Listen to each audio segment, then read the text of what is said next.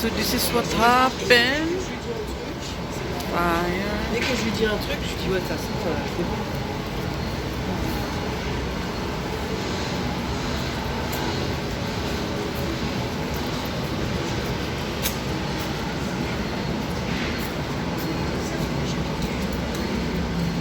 This is the remains of the vault and the spire at the transit crossing.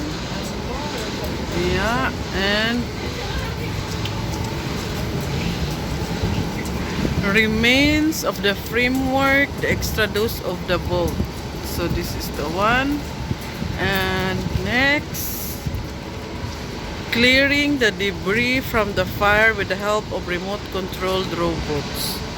Okay. Then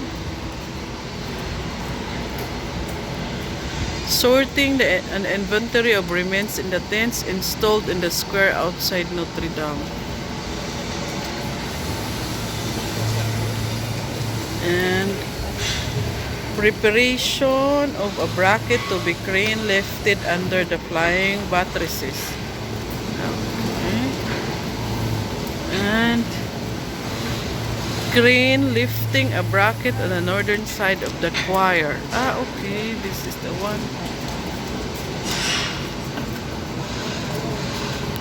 Checking the positioning of the bracket and adjusting the lagging under the flying batteries. And this, the Great Tower crane and external scaffolding at the transit crossing.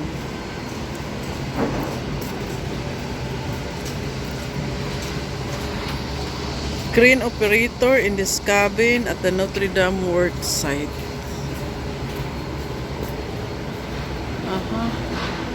Basket operators and rope workers are dismantling and the damaged scaffolding. Okay, so it's a lot of work. And dismantling of the damaged scaffolding also continued at night. Even night they are working. And then view of the damage of the scaffolding. And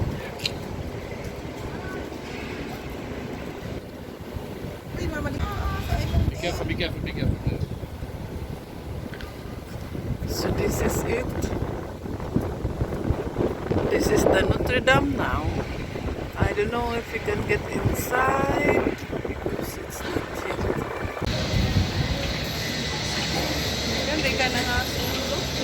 Yeah. Bracket.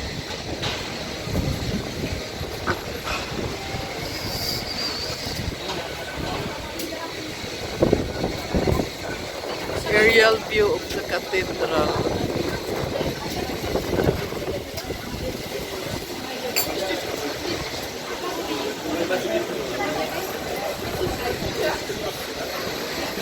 So what is this? When oak tree is harvested, wood obtained is called a log. All logs required for the restoration numbered. So they got a log here for the church.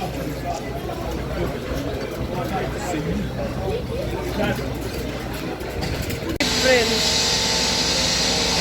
a part of the stained glass windows is restored in the workshop. This one is the mural paintings recover their bright colors with the first movement.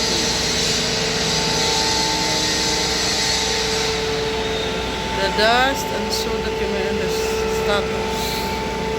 And then